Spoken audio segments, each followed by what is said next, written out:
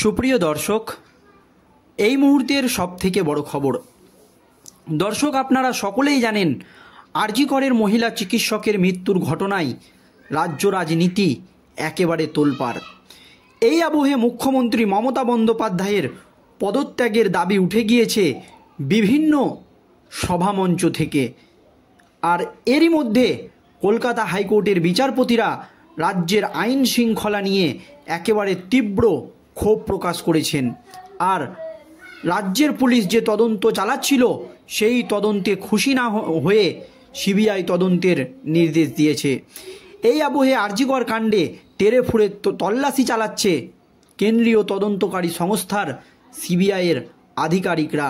আর এরপরই একের পর এক তৃণমূলের হেভিওয়েট নেতা মন্ত্রী থেকে শুরু করে সাংসদ মুখ খুলেই বিস্ফোরক মন্তব্য করছেন, যাতে প্রবল বিড়ম্বনায় পড়ছেন রাজ্যের মুখ্যমন্ত্রী মমতা বন্দ্যোপাধ্যায়। এর আগের দিনই আপনারা জানেন তৃণমূল সাংসদ সুখেন্দু শেখর রায় মুখ খুলেই একেবারে বিস্ফোরক মন্তব্য করেছিলেন, জানিয়ে তৃণমূলের মধ্যেই শুরু হয়ে গিয়েছিল শোরগোল। এরপরই শান্তনু সেন তৃণমূলকে একেবারে চাঁচা ছোলা ভাষায় আক্রমণ করেছেন। আর এবার মুখ খুলেই বিস্ফোরক আরও এক তৃণমূলের হুগলির সাংসদ রচনা ব্যানার্জি। রচনা ব্যানার্জির একাধিক মন্তব্যকে ঘিরে বিতর্ক তৈরি হয়েছে বহুবার। তবে আরজি কর কাণ্ডে রচনা ব্যানার্জি যা বললেন তাতে করে নতুন করে রাজ্য রাজনীতিতে একেবারে শোরগোল শুরু হয়ে গেল। দর্শক, কি জানিয়েছেন রচনা ব্যানার্জি দেখুন আজকের এই প্রতিবেদনে। আরজি কর কাণ্ডের 7 দিন পার, এই প্রথম আরজি কর কাণ্ডে মুখ খুললেন তৃণমূলের সাংসদ রচনা ব্যানার্জি। আর মুখ খুলেই একেবারে বিস্ফোরক মন্তব্য করলেন তিনি। এই নৃশংস ঘটনার নিন্দা করতে গিয়ে কেঁদেই ফেলেন হুগলির তৃণমূল সাংসদ। সোশ্যাল মিডিয়ায় আরজি করের নৃশংস ঘটনার প্রতিবাদ করতে গিয়ে বারবার গলা বুঝে আসে। ঘটনায় জড়িতদের কঠোর শাস্তির দাবি জানান হুগলির তৃণমূল সাংসদ রচনা ব্যানার্জি। দর্শক, এই দিন সোশ্যাল মিডিয়ায় তিনি বলেন, আমি আপনাদের সকলের সামনে এসেছি সাধারণ নাগরিক হিসেবে। আমি একজন মা, একজনের মেয়ে। আজ 15ই আগস্ট স্বাধীনতা দিবস। দেশ আমাদের স্বাধীন হয়েছে। আমরা কতটা স্বাধীন হয়েছি? সত্যিই কি আমরা স্বাধীন হয়েছি? আমরা কি স্বাধীনভাবে ঘুরতে পারছি? সারা ভারতবর্ষের মহিলারা কি আজ স্বাধীনভাবে ঘুরতে পারছে? এই প্রশ্ন তুলে দেন হুগলির সাংসদ রচনা ব্যানার্জি। এরপরই রচনা ব্যানার্জির মুখে শোনা যায় দিল্লি, মধ্যপ্রদেশ, উত্তরপ্রদেশ, মণিপুর, যেখানে একটার পর একটা ঘটনা। আমরা মেয়েরা কবে স্বাধীনভাবে ঘুরতে পারবো? কলকাতার আরজি করের ঘটনা অত্যন্ত নিন্দনীয়। ভাষায় প্রকাশ করা যায় না, মুখে আনা যায় না যা ঘটেছে।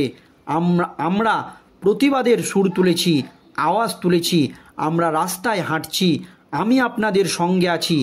এই রকম মহিলাদের আওয়াজ আমার মনে হয় না ভারতবর্ষে এর আগে কোথাও উঠেছে।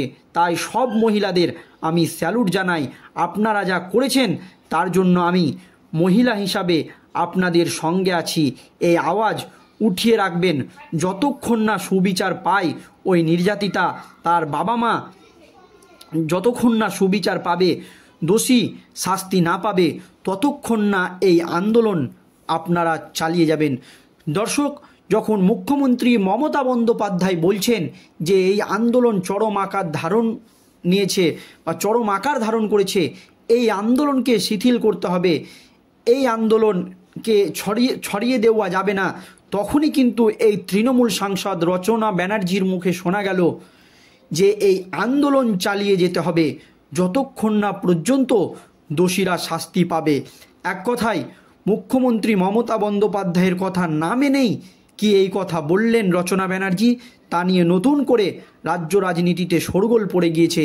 এমনকি রচনা ব্যানার্জি জানিয়েছেন যে মহিলাদের যে রাত দখলের কর্মসূচি তাকে তিনি একেবারে সমর্থন করছেন।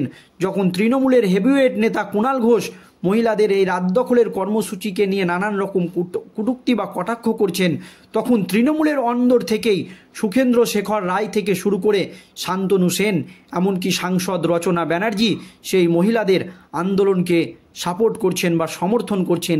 এতে কিন্তু প্রচুর অস্বস্তিতে রয়েছে মুখ্যমন্ত্রী মমতা বন্দ্যোপাধ্যায়। এরপরই রচনা ব্যানার্জি আরও বলেন, দিনের শেষে যখন রাত করে কাজ সেরে বাড়ি ফিরি, অনেক মানুষ, অনেক মেয়ে রাস্তা দিয়ে হেঁটে ফেরে, কেউ বাসে ফেরে, কেউ ট্যাক্সিতে ফেরে, অনেকেই অনেক কষ্ট করে বাড়ি ফেরে। আমার মনে হয় আমি বাড়িতে ঠিকভাবে পৌঁছাতে পারবো তো? কেন হবে? মাথা উঁচু করে বাঁচবো, মাথা উঁচু করে চলবো। আমি একজনের বোন, একজনের মেয়ে। পুরুষ মানুষ আমাকে দেখে সম্মান করবে, আমাকে বাঁচানোর চেষ্টা করবে, আমি বিপদে পড়লে আমার হাত ধরে বাড়ি পৌঁছে দেবে। এটাই তো পুরুষ মানুষের জাত হওয়া উচিত। তাদের জাত কি এমনটা হওয়া উচিত? আমি কাঁদবো, আমার আওয়াজ বাইরে পৌঁছাবে না, আমাকে ছিঁড়ে খাবে? কেন হবে? আমাদের এর জন্য কঠিন পদক্ষেপ করতে হবে। ভারতীয় সংবিধানের বিচার ব্যবস্থায় এমন হতে হবে যে কোনো মেয়েদের দিকে কোনো পুরুষ কুনজর দিতে পারবে না। তাদের শাস্তি এমন হবে যে তারা ভাববে এটা আমরা করব কি না। তারা 10 বার যত ভাবে এমন শাস্তি ঠিক করা হয় এই ধরনের নিম্ন রুচির কাজের জন্য, যাতে তারা 10 বার ভাবে এই ধরনের কাজ করার আগে, এবং তাদের কঠোর থেকে কঠোরতম শাস্তি হওয়া উচিত। দর্শক, এই নিয়ে রচনা ব্যানার্জির আরও মন্তব্য, দোষীদের শাস্তির দাবি জানিয়ে তিনি বলেন, এই অন্যায়ের প্রতিবাদ হওয়া উচিত, যত দ্রুত সম্ভব অপরাধীদের শাস্তি পাওয়া উচিত। সবাইকে একজোট হতে হবে। আমরা সবাই আপনাদের সঙ্গে আছি, মানে আন্দোলনকারীদের সঙ্গে আছি। কখনোই ভাববেন না আমাদেরকে কখনোই ভাববেন না শিল্পী, রাজনীতির মানুষ। আমাদের মন আপনাদের জন্য ভাবে না, কাঁদে না। ভারতবর্ষের যে সমস্ত মহিলারা নির্যাতনের শিকার হয়েছেন তারা সকলেই সুবিচার পাক। উই ওয়ান্ট জাস্টিস, একথা বলেন হুগলির তৃণমূল সাংসদ রচনা ব্যানার্জি। সোশ্যাল মিডিয়ায় নিজের বক্তব্য রাখতে গিয়ে আরজি করের ঘটনায় আবেগপ্রবণ হয়ে ওই মহিলা নির্যাতিতার নাম তিনি নিয়ে ফেলেন এবং নামও বলে ফেলেন রচনা ব্যানার্জি। দর্শক, এই আবহে অনেকেই মনে করছে মুখ্যমন্ত্রী মমতা বন্দ্যোপাধ্যায় থেকে শুরু করে আরও তৃণমূলের উচ্চ নেতৃত্ব যখন এই আন্দোলনে জল ঢালার চেষ্টা করছে বা কিভাবে এই আন্দোলনকে দমানো যায় সেই চেষ্টা করছে, তখন কিন্তু সেই আগুনে একেবারে ঘি ঢেলে দিলেন রচনা ব্যানার্জি। তিনি একেবারে পরিষ্কার জানিয়ে দিলেন, যতক্ষণ না পর্যন্ত এই মহিলা সুবিচার পাবে এবং তার মা বাবা সুবিচার পাবে, ততক্ষণ না পর্যন্ত আপনারা আন্দোলন চালিয়ে যাবেন। আমি আপনাদের পাশে আছি। দর্শক, রচনা ব্যানার্জির এই মতামত নিয়ে আপনাদের বক্তব্য অবশ্যই কমেন্ট বক্সে জানাবেন। ভিডিওটি শেষ পর্যন্ত ধৈর্য সহকারে দেখার জন্য আপনাদের সকলকে অসংখ্য ধন্যবাদ।